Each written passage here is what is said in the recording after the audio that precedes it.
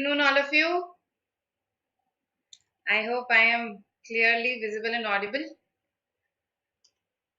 Hi, hello, all of you. Welcome to BYJU'S exam prep. And a very good noon, Srishti, Gaurav, Maitri. So analysis, we will have analysis. We'll have first impressions. Don't worry about it. Right now, let the exam finish once, okay? And let us gather our thoughts.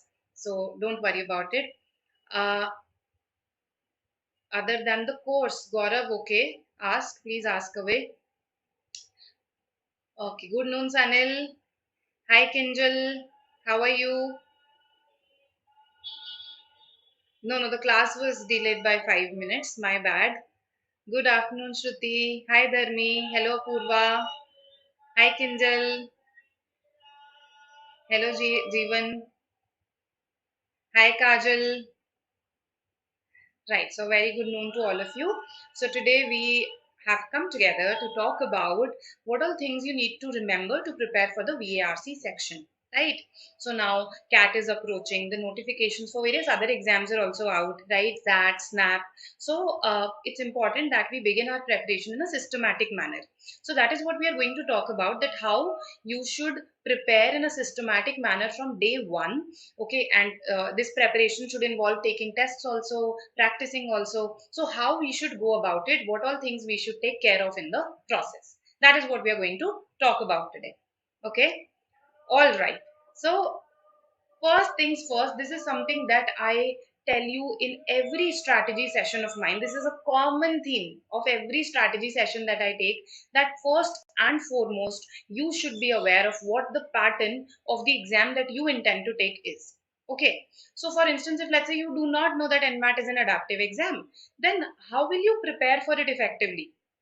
Because you might be thinking that okay, the the scores for each question are constant, but that's not the case in NMAT. The score of each question depends on whether you've attempted the previous question correctly or not. So knowing the exam pattern inside out is an absolute, as I say, sine qua non for attempting an exam effectively, for preparing for an exam effectively. Okay, and that is why, let me just show you the entire text. Just give me a second. Yes, and that is why we have this pattern here, right? I have actually listed all the major exams here for you, so as to help you identify what all you need to prepare for. Now, there are the preparations that we're doing. Is it good enough for TOEFL as well?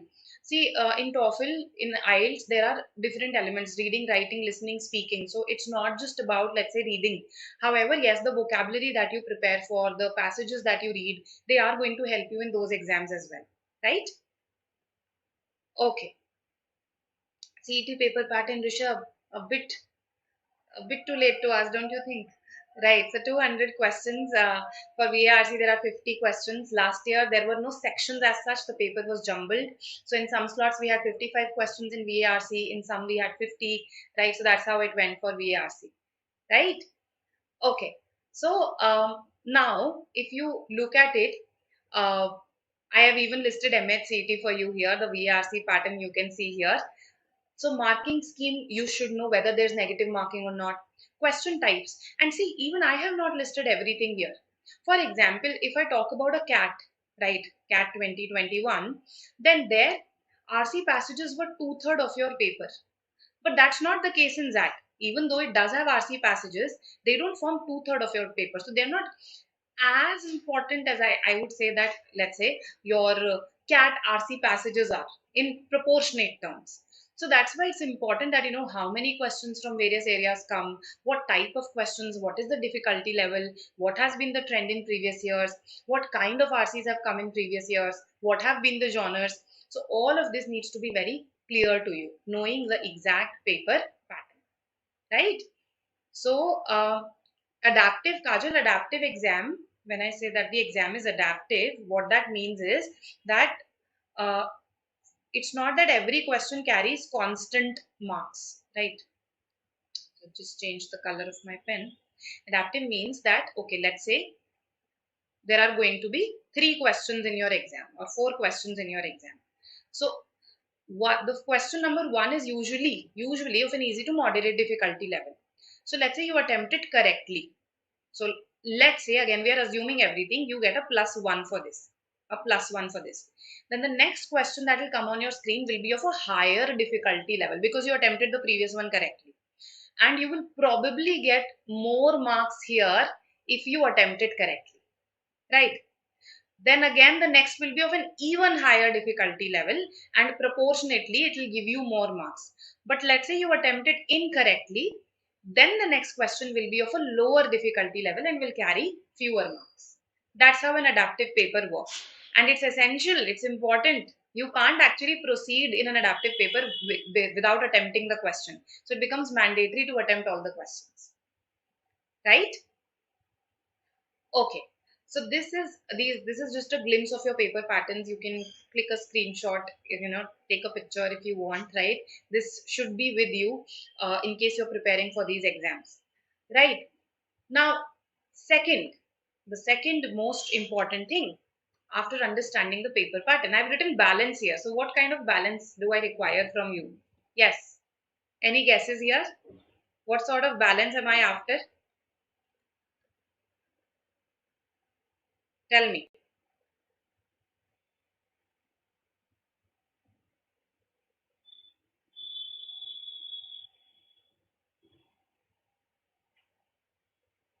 So, balance. Am I talking about work-life balance here? Not really. We are talking about our preparation. So in our preparation, we need to particularly when it comes to VARC. See, sometimes what happens is that students they want to learn concepts, but they don't practice the concepts enough. Right? Sometimes students straight away jump to practice without learning a concept well. Both the things are actually harmful for you. Right? So you need to have a balance between reading and solving. That's the balance that I meant here. Right? So, see, if I talk about VRC primarily, you rely a lot on reading, right? When it comes to RC passages, even in your grammar question, what is the first step? Even in your para jumbles, what is the first step? It's reading, right? So, when you read more and more, you don't just become better, more effective person at solving RC passages. You also become more effective at solving grammar questions, at solving para jumbles, para summary. So, an all round reading helps you in your all round preparation. However, if you just read, and you don't solve the kind of questions that will be asked from you in the exam, that will be just 50% of your, you will be preparing just 50%, not for the other 50%. So, there needs to be a balance between the two, right? So, particularly because we are approaching cat, right? So decide for yourself to solve RC passages. For example, those students who tell me that they're not very good at RC passages, not very comfortable with RC passages, I tell them that you should solve at least 2 RC passages every day. Solve and then look at what your mistakes are, why you committed those mistakes, what was the correct answer, why it was the correct answer, those things. So there has to be a balance of reading and solving in your preparation. So please make a schedule for yourself. Populate your calendar according to, okay, these are the topics that I'm going to do today. Okay, I'm not just going to read the newspaper today, not just going to read non-fiction today, but in addition to reading them, I'm also going to solve. Okay, I hope I'm making sense. Also, it's important to read relevant stuff. Okay, if I wake up and I start reading my WhatsApp text, that does not amount to reading, isn't it? So you have to read from relevant sources. So any guesses what form your relevant sources? Any particular sources that you would like to suggest? Yes, tell me. Any particular sources that you would like to suggest?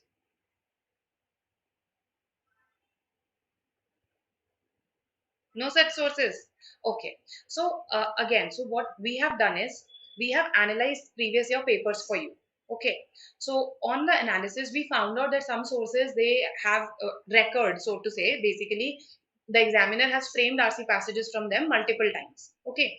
So if I talk about those sources, if I just talk about the newspapers, then the NYT and the Guardian are two newspapers from which your RC passages have been framed time and again. Now, the problem here is that only some articles of these newspapers are free. So, uh, read the free articles at least, exhaust all your free articles. And in case you're able to get hold of the subscription from somewhere, nothing like it. right? Apart from this, if a lot of e-magazines, so questions passages have been framed from various e-magazines like eon.co. I think this is something that's popular with every student out there. Smithsonian Mag, it's again an e-magazine. Last year we had a passage from the Atlantic also. Okay, so start reading from such sources when you're reading. When you identify that, okay, I'm not very good at philosophy, I need to read something regarding that. So open eon.co, see what it has on philosophy, what it has to offer, right? So if you just read something, let's say a scoop whoop article, a BuzzFeed article, that does not count, right? That's not reading for CAT or for any other management entrance exam for that matter. Okay, the Hindu is also a good source, good, because see, the Hindu is good because it has good vocabulary. So you don't just have to prepare for reading comprehension, right? If you look at your non-CAT exams, if I go back to my table, so here we have vocabulary in that also. IIFT also asks a good amount of vocabulary. SNAP heavily focused on vocabulary. NMAT has its fair share of vocabulary. So you have to prepare yourself for all of these, isn't it? And that is why uh, the Hindu is also a good source. But yes, do not read the TOI. I would not recommend it. Okay, I'm being very blunt about it because I have found some grammatical errors usually in it. So pick your sources well, right? Any other thing that you would like to ask to contribute? Any other source? So you can be participative, right? It doesn't have to be a one-way interaction. Okay. Next, very important thing is identify those genres that you are unfamiliar with or are uncomfortable with. That is what I meant here. So when I talk about unfamiliar with, uh, see again, some of you might be commerce students, some of you might be humanities students, some of you might be statistics students. So you would be very comfortable in those areas, isn't it? Whatever we are studying in our undergrad, we read a lot of stuff on that, so we are more comfortable with that.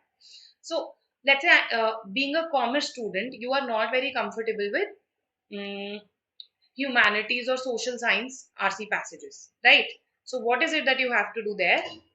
Just a second. Okay. So if you're not very comfortable with humanities RC passages, what do? You find out sources that offer you such articles, or you read non-fiction that is based on topics. Okay, so social sciences, for example, it has history also, so read something on history, right? Or anthropology, that is also a social science, so read something that's related to anthropology. So find out the genres that you're uncomfortable with, and then when you've narrowed down to that, read articles on those genres, read non-fiction books on those genres. Okay, so I'll give you my personal example. What I did, I was not very comfortable with philosophy earlier, right? So I started with some short little articles. They used to be difficult. Okay, when you're not comfortable with a genre, it used to pose difficulty. I couldn't understand a lot of words, vocabulary words that were mentioned there, because they talked about some philosophical movements that I wasn't aware of. So first I started Googling about those particular words. Then I thought that I need to branch out once I had read a sufficient number of articles. So I picked up a book. So initially I picked up Paulo Coelho. Why? You must be thinking, why Paulo Coelho? Because I somehow felt that his books had both fiction as well as a philosophical element to them. So I initially started with that. Then once I felt that I was more comfortable, I started with this book called Sophie's World. Okay, so it, in a very interesting, in a very simplified manner, it talks about some various philosophical movements of the West, some philosophers of the West, right? And I found it very interesting. So that way, you need to identify what is your strength, what is your weakness, okay, in terms of genres, and then focus, branch out. Initially, start with stuff that you like, and then branch out to stuff that you do not like. Okay. So, Kinjal, see, for history, I'll tell you again. So, even I wasn't very well versed with history when, let's say, I started preparing, okay, for my postgrad entrances. So, what I did was I liked fiction, right? So, I started reading some fiction books that also had some element of history to them, right? So, to give you an example, during my postgrad, I read this book called A Suitable Boy, right? It's completely filled. However, it talks about the post-independence India. So that element of what the political scenario was at that time was present in it, and somehow that helped me to get a grasp of okay, how the post-independence India looked like. Then once I became more comfortable with it, I picked up this one, India after Gandhi. Okay, Gandhi before India is another one by Ramchandra Goa.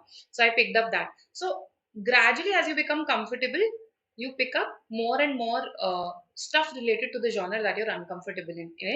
It could be articles, it could be non-fiction books, right? Okay. Now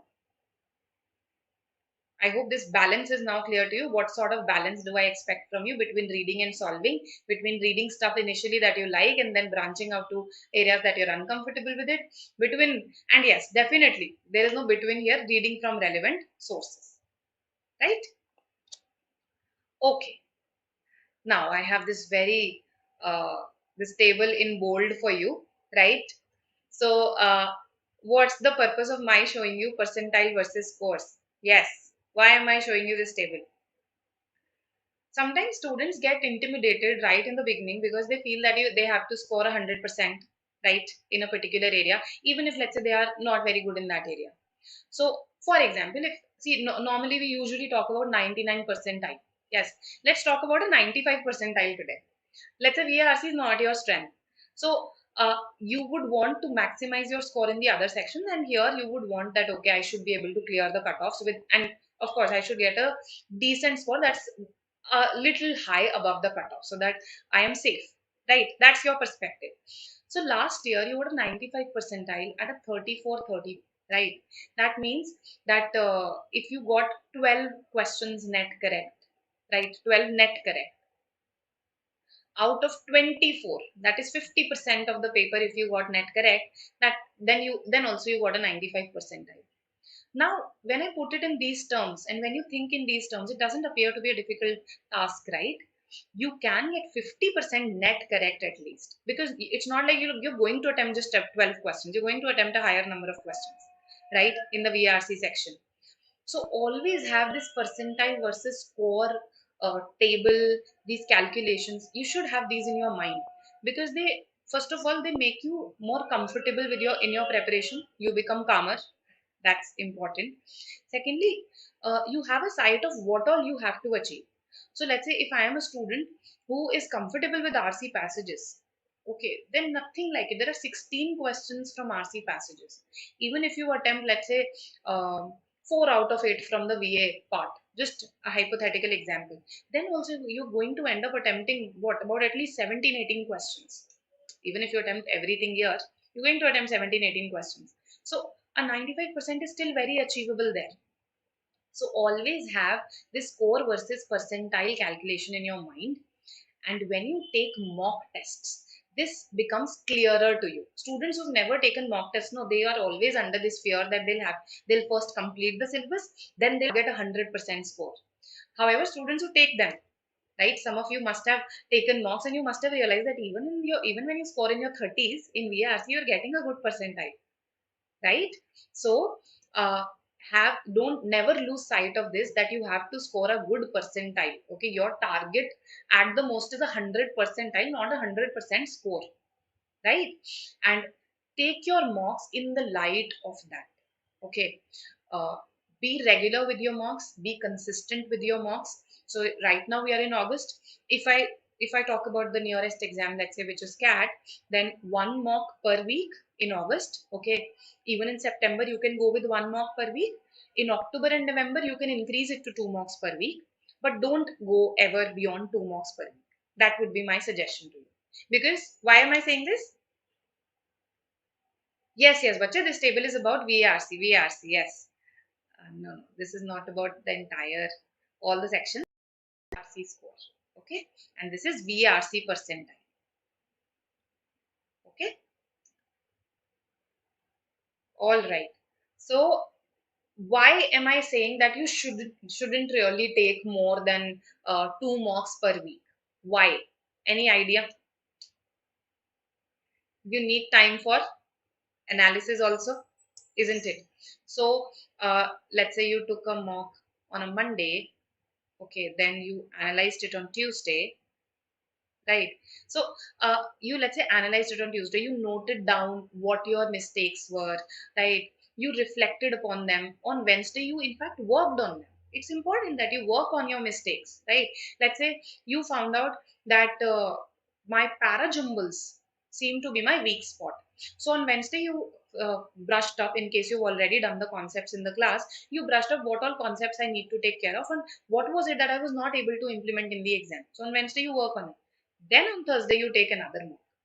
So that's why I don't feel that any student should take more than two mocks per week, right? Because you need time to work on your weaknesses. You need time to analyze a mock, to solve it again. Okay, because there are questions that you may not have been able to solve in the exam. So it's very, very important to analyze it. I think even when I become 60, I would be giving this suggestion to students, right? That have take out time for analysis. Usually, an analysis takes twice the amount of time that you take to take the exam, right? And identify what are your strengths, what are your weaknesses. You can star mark certain questions, right?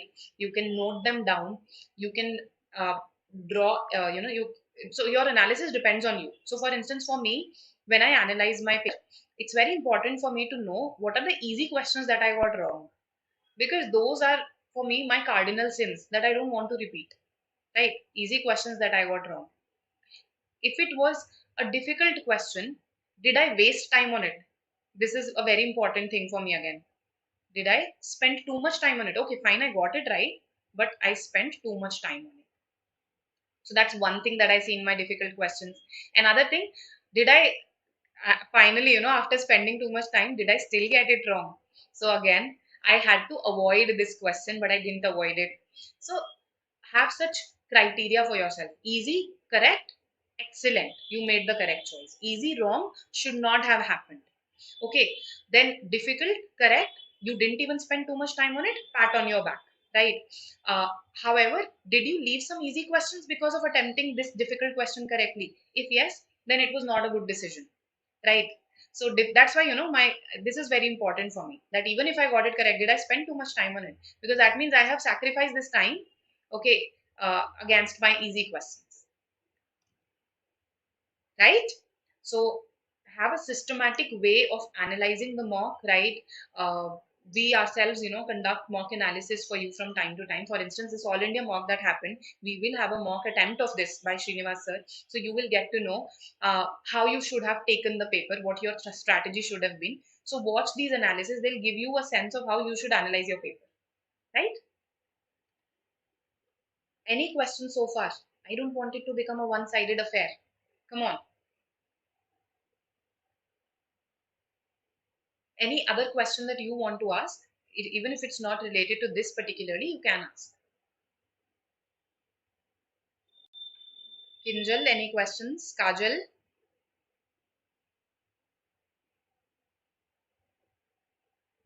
so glad to see this, Gaurav, that it's not just me who found those errors. Yes, yes. So, absolutely correct, Kinjal. This is something that we learn with time, because, see, for instance, in quantitative aptitude, right? Because you have differentiated topics, you have very well defined topics, you know that a certain topic is your weakness or it is your strength. Similarly, you know that this level is an easy level in this topic and this level is a difficult level. It's very defined there. But when it comes to RC passages, unless and until you've read the question stem, unless and until you've gone through the options at least once, you will not be able to decide whether it's an easy question or a difficult question. Because sometimes, even if the question stem says what can be inferred, it can still be an easy question, even if the options are easy. And sometimes, even if it says according to the passage, giving the student an impression that direct question, the options can be very close and therefore make it a difficult question. So you're absolutely right that this is something that you learn with time, as to which kind of question is difficult for me and when should I let go, when should I stop looking at that question. So ideally, see, if I talk about the ideal scenario, you have a little over than a minute per question, right? A little over than a minute per question. So you read the question stem, you glance the options. I think you spend about 20-25 seconds there itself, right?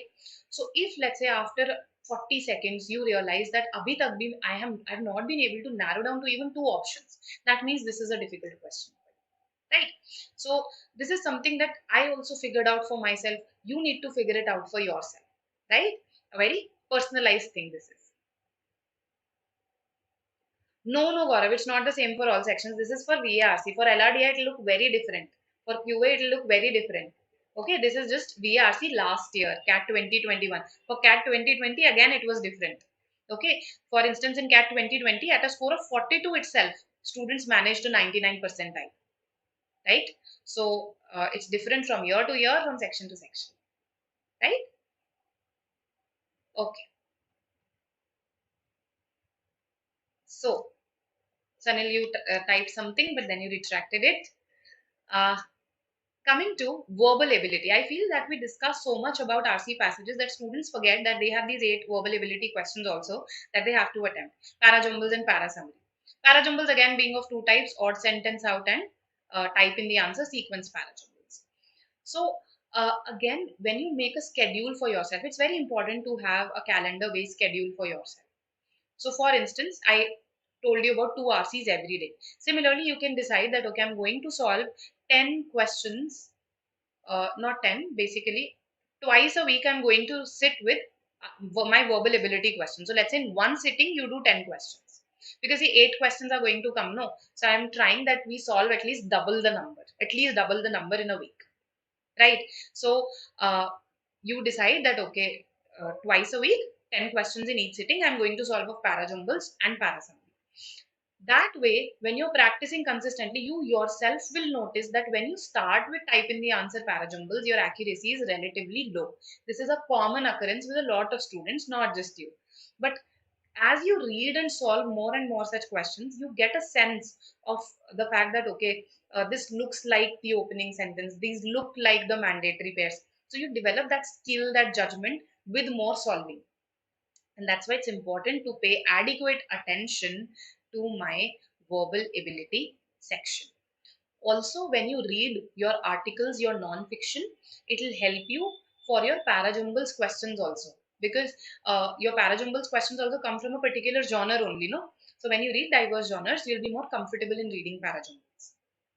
Okay, one tip that I have already given you, but I would like to repeat it. How I read is I start my day with reading. So in the morning, okay, so just before uh, this session, I was reading The Strange Case of Dr. Jekyll and Mr. Hyde. I don't know if it's such an uplifting morning read or not, but this is what I have been reading these days. So I started my day with it. At night, okay, again I will read something or the other. So it depends. At night, sometimes I read articles from Eon, from other sources. Okay, sometimes I go for a non-fiction book, right? Because so I alternate. If in morning I read fiction, then at night I'll read non-fiction. Okay, so I discussed Homo Deus with you, some of you who have been attending my session. So I finished Homo Deus, right? Then after this, I am again planning to start something related to anthropology, something related to history and anthropology combined, because I have seen that humanities and social sciences, they have lately acquired a lot of importance along with environmental issues, even in your RC passages. So that's why I try to read more and more stuff related to this, right? Uh, about the RC topic. So Kajal, when you practice RC passages, no, so start doing this. That start solving RC topic tests. Okay. So when you solve RC topic tests, you will yourself find out that, okay, if let's say a passage from environment comes, because I read a lot about environment, I'm very comfortable in it. But if a passage comes from, let's say, geography, because I hated it as a student also, I am not comfortable with it even today. Okay, so this happened in CAT that there was an RC passage about maps. Okay, how north was not always at the top of maps. So it was maps plus basically geography plus history combined. So in case a student liked such an RC passage, it would be a breeze. Okay, so when you take these tests, gradually realize it for yourself, right? Okay, uh, then uh, for FMS, sectional cutoffs are there. If I remember correctly, they are there. I am not very sure, though I'll confirm this. Okay, I'll confirm this once.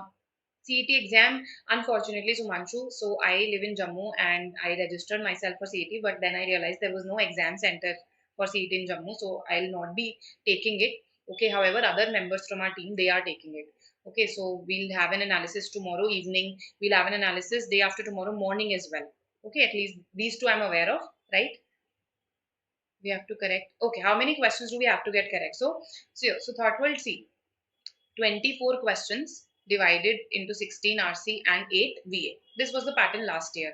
So in case you are targeting a 99 percentile, you could target higher also. So that's why I said in case, you need to get 15 net correct, right? That means, let's say I attempted about 18 questions out there, right? And I got, out of these 18 questions, or let's make room for higher inaccuracy. Okay, if I attempted 20 questions out there, I got uh, 3 of them incorrect. That means I got 17 correct, right? 17 is correct. Now that will give me a very good score actually. 1 minute. Yeah, it will give me a very good score, right? So 51 minus, even if I subtract 3, so that will land me at 99.5 percentile. ठीक है, so that means मुझे इतने ज़्यादा भी ज़रूरी नहीं है.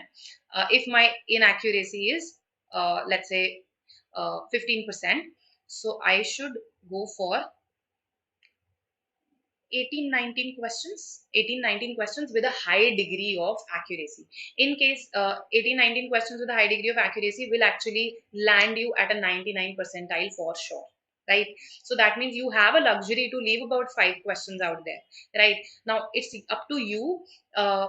See, ideally your aim should be to maximize your score. So if the exam comes out to be easy, you should attempt all the questions. But in case the exam, you can see some RC passages are difficult. So for instance, last year, if I talk about the RC passages, 2 of them were pretty easy in every slot. By pretty easy, I mean easy by CAT standards. So that means all 4 questions could have been attempted there. 2 of them were either moderate or difficult. Some of them were quite difficult also. So now for these two, 2 questions for every such passage were also easy, right? Even though these 2 passages were difficult, 2 questions each. That means 4 questions from these were also easy. So that we are expecting that 12 questions every student could have done from RC passages, right? That's what we were expecting back then. 12 questions from RC passages. That means 36 questions तो correct होने चाहिए थे, because I'm talking about easy questions here. 36 marks यहाँ से आने चाहिए थे, right? And the remaining marks for, let's say, a 45, the remaining marks you could have gathered from your VA part. So it's very personalized again. If you are weak in RC passages, then of course you will focus more on the VA part. And right now, right now what your weakness is, it might not remain your weakness tomorrow. So let's say today you realize that RC passages is my weak area. You work on it, you become better at it. So you target, okay, I have to target 12 questions because now this is my strength. So I hope you're getting what I'm trying to say, right? Thought world, I hope I haven't confused you. 18-19 questions with a high degree of accuracy will definitely fetch you a 99 percentile. That's the point that I was trying to make. How the division of this would work depends on you, right? Okay. Now, how is grammar tested in IP Math? Oh, suddenly we started talking about IP Math. Sentence correction, error spotting, fill in the blanks, these questions, they are asked. Okay. So this is for an undergrad exam. Others don't need to pay attention. I hope this part is clear that verbal ability is also essential, right? Why I have added this 6th point is I see students becoming very impatient with VARC. And it's not our fault. We live in such a time that our attention spans are very low. We find it difficult to concentrate and read, right? So students, while they are able to see is, relatively quicker results. I'm not demeaning the other sections in any manner, but let's say in quantitative aptitude, once you let's say attend some sessions, once you understand a concept, you're able to solve at least the easy questions, the moderate questions also of that topic. But in VARC, this takes time. It's a skill. You are building multiple skills in VARC: speed reading, retaining what you read, understanding what you read, and finally solving, eliminating options. So you're building multiple skills here, and this takes time. So one is that you work on these aspects consistently. Secondly, you be patient with these. That's very important. So for example, when I read, I don't have to read at leisure. What I keep telling you, I have to read with a relative sense of urgency. But I don't have to read at such speeds on the very first day that I don't understand anything. That also doesn't work. So there has to be a balance in all these skills, right? Between speed and comprehension, between speed and retention, between comprehension and retention, right? So when you read more and more, you will realize automatically, when you read with a relative sense of urgency and you read more and more stuff, you become a speedier reader. I never made any conscious efforts to become a speedier reader. As I started reading more and more, it happened. Okay, so I'll give you a personal example. So that's great, Apurva. I'm so happy that somebody can validate this. With my niece also, we started this with her. Okay, so we gave her books when she was quite young. Okay, and gradually today her reading speed is about 250 words per minute, which is the speed of a lot of adults. So it happened gradually for her as she read more and more stuff, right? So speed, retention, comprehension, elimination, anybody can find their reading speed. You can also do that. So just pick up a medium level article, nothing very tough, from the newspaper. Okay, then see how much time you've taken to read that article, and then you should know the number of words in that article. That's how you can calculate your speed per minute in terms of words, right? So I hope you'll be consistent with it. You'll make efforts towards this. That if elimination is a problem, then you focus on that. So that day that you have to work on your concepts. Remember, Wednesday was for working on your concepts. Probably Thursday is also for working on your concepts. That you will work on these specific skills when it comes to VARC, right? That's great, Ayush. 340 is a good speed. Okay, so 300 to 350 words per minute. If you have this speed, you can actually be very relaxed about every management entrance out there. You won't even have to skim and scan even in IIFT. If let's say your reading speed is 350 words per minute, because these days in IIFT also you do not get passages that are more than 800, 850 words. So that means you'll be able to read them in approximately 2 minutes, right? So then you won't even have to skim and scan those RC passages. And if you're targeting CAT, for CAT, even this reading speed suffices. 250 words per minute. It's not a highly speed focused exam, right? Unlike, let's say, an MHCT, or unlike the IFT RC section, right? It's speed focused. Yes, yes, you can calculate speed like this. So let's say you picked up an RC passage. Let's say you can start do this with an RC passage, because you know the number of words also. So it's a 500 words. Then see when you start. So see your start time or your end time, or you can start. You can actually put a stopwatch. Okay, start time, end time. So let's say I started at 5:05, I finished at 5:07. So that means it took me 2 minutes. So now I divide 500 words by 2 minutes. My reading speed is 250 words per minute. That's what it comes to, right? Yes, Apurva. So what skimming and scanning is, first of all, you do not require skimming and scanning when it comes to CAT while reading. Okay, so in your first read, you should in fact read the entire passage. However, when you come to solving the questions, so let's say question 1 mentions a specific sentence from the RC passage. You should be able to retain in which paragraph this sentence is mentioned. So para 2. So then you go just to para 2. You don't go and reread the entire passage. In para 2 also, let's say para 2 is a big para. So this sentence was mentioned towards the end. So you will read that sentence, a couple of lines above it, a couple of lines below it. So what you've done is, you haven't read the entire para. You just scanned for the relevant portion where your answer existed and you read it. Skimming is something that works for very long RC passages, wherein you just focus on some relevant ideas. So for instance, you focus just on key ideas. And how do you skim like that? So for instance, opening paragraph is very important. You read the entire opening paragraph. Opening sentences of every paragraph are very important. So you read the sentences. Then you felt that the closing paragraph has a conclusion. You focused on that. In between, when you are reading the opening sentences, you will get a sense of what this paragraph contains. So if you feel that this paragraph has certain very important pieces of information, you focused more on that. That is skimming. Removing the top creamy layer of milk, right? So removing the top creamy layer from the entire RC passage, that is skimming. You do not require this in CAT as such, okay? When you are attempting an RC passage, you do not require this. Okay. However, when you're prioritizing your RC passage, when you're deciding which RC to attempt first, then you can do this. Read some sentences of the opening paragraph. You'll get to know what genre it is, what level of language it is. So in prioritization, you can skim a little.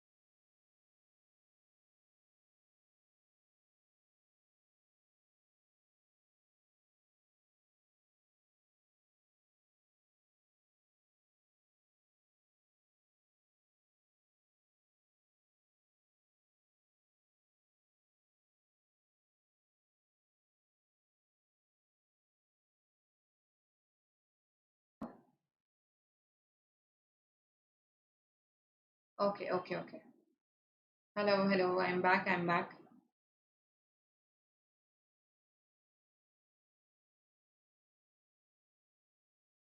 Yes, yes, yes. Are you able to hear me now?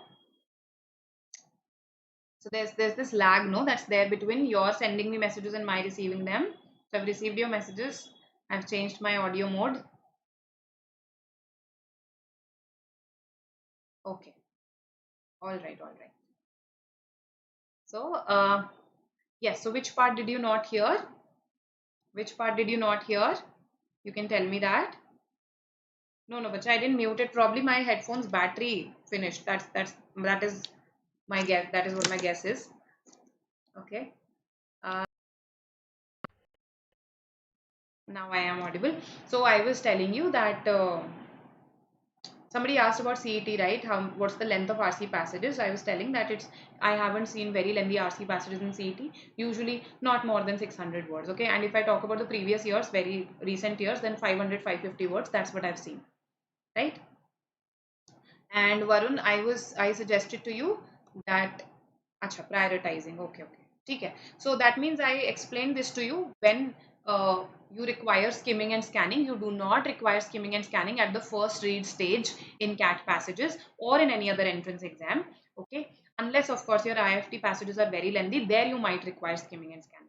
Then I told you that we all scan when we attempt questions. That's a natural thing that we do. We just don't know the name for it, right? We all go to relevant areas and read just the relevant portions. That is scanning. Skimming means just reading the important parts. So that is something that you do at the prioritizing stage of an RC passage. So this bit is clear to you. And I was answering your questions. I was telling you that you should not analyze your mock in a full-fledged manner 24 hours before the exam. Relax right now. In case you have some notes made for VARC, in case you have some grammar rules that you find difficult to remember, or some words that are relatively challenging for you to remember and you've noted them down at a particular place, just go through those, right? Otherwise, relax. Okay. Now, be consistent. Very, very important. Okay. You have to devote a certain number of hours every day to, let's say, VARC, right? Depending on what your current commitments are, right? But you need to have a schedule in place. You need to have a calendar in place. Also be flexible, as in for instance, initially you decided that you're going to solve 3 RCs every day, but then you are becoming better at RC passages and VA happens to be your weak area. So then devote more time to VA and you can probably reduce it to 2 RCs every day, from 3 to 2. Similarly, vice versa also works. If you realize you are weaker in RC passages, then go for more RC passages. So be flexible about your schedule. Goes without saying, depending on your strengths and weaknesses. Very, very important. 70%, I'm not even saying half the battle, 70% of the battle when you are preparing for any entrance, particularly management entrance exams, is your temperament. If you get demoralized by low scores right in the beginning, okay, if you leave preparation midway, that you're just making it easier for those who are staying consistent, who are being persistent. So please maintain the right temperament even when you do not score well. Okay. And lastly, if you have questions about these specific areas, how to prepare for these, you can ask me, right? We can address those questions now. Yes.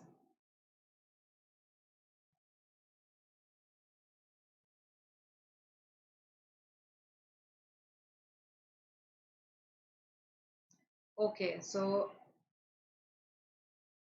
um, all right. So Ayush, I'll confirm this once for you. Okay, I'll confirm this once for you, and based on that, you can make a decision, right? Any which way you have to take cat, right? You have to take cat. That has to happen, right? So you can then focus on colleges once the result is out. Based on that, you can focus on colleges that do not have sectional cutoffs. Okay, so don't worry about this right at the stage of taking cat. Once you're done with cat, then we can worry about these things, which college we have to focus on more. Okay. FIJ's Kindle, they have not been asked in CAT for a lot of years now. I think the last one was asked in 2006. In ZAT, however, in some years we have seen them. Okay, I think ZAT 2012 asked it. So that is why we prepare students for that. That what if in one odd year ZAT decides to ask them, right? That's why we prepare you for this. But it's not. It is not something that comes above para summary and para jumbles. It should be low in your priority, right? FMS, okay, all right. Yeah, if we read entire passages, then we can't attempt all the passages. No, Devansh, it's not like that in CAT. Okay. So you are feeling this currently because let's say your reading speed is relatively slow or you're taking more time in attempting the questions. That's why currently this is the case. Okay. However, for in 40 minutes, trust me, you will be able to go through your entire paper. Okay. We have done it in the previous 2 years. You can do it.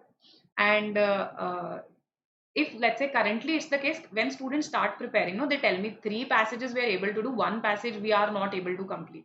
So that's the case with every beginner. So it's a beginner's problem. It goes away as your speed and accuracy and all of those things improve, right? Okay. All right. So this is it from my end. And for information about CET, you can tag BYJU'S. They'll be able to answer, right? And yes, when we fill our form, no, Anushka, we are asked in our form itself which all colleges we want to apply to. Okay. Final tips to solve a CET parajumble question with speed. So, Sanil, first of all, if let's say these are individual questions, then I think it's very easy, right? You have to solve them just like you solve your other parajumble questions. If there are 5 questions, you are short of time, then yes, you can prioritize your RCs just like you prioritize your parajumbles, just like you prioritize your RCs. If it's a set, if it's a set, my suggestion would be you read some sentences there and find out if you are comfortable with the language and the genre. Language very important actually. If it's difficult, no, then it becomes time consuming also. If you're comfortable with the language, then you go for the entire one. When you go for it, focus first on those questions that ask you to form the sequence. Then of course you'll be able to do what is the first, what is the third, right? uh, if you're not comfortable with the language, then focus on the vocab and grammar questions, make random guesses for the others and proceed, right? That's how. All right. So I hope this session has helped you in finally, putting in place a schedule for yourself. I think at this stage that is the most important, rather than worrying about what will happen after the exam, what all colleges I'll be able to, let's say, get admission and not get admission, and that comes after the exam. Right now is the preparation stage. So reading, solving, that's they should be your primary focus in a consistent manner. This is our comprehensive CAT program. We prepare you for all the entrance management entrance exams out here, and a lot of material. So students always complain about this dearth of material. So no dearth of material here once you enroll with us, and you can talk to our counselors for details. Yes, this is our Telegram channel. You can stay connected with us via it, and these are our social media handles, right? Welcome, welcome all of you. Yes, all the best to everyone who's taking CET, right? Um, Unconditional undertaking. Yes, please answer this for Sanil. I haven't filled the admit card, right? And I think what you're talking about is there attached to the admit card itself, usually. Okay. All the very best, all of you who are taking MHCT. All my wishes are with you. Stay calm and yes, ace the exam. Okay. Bye. See you.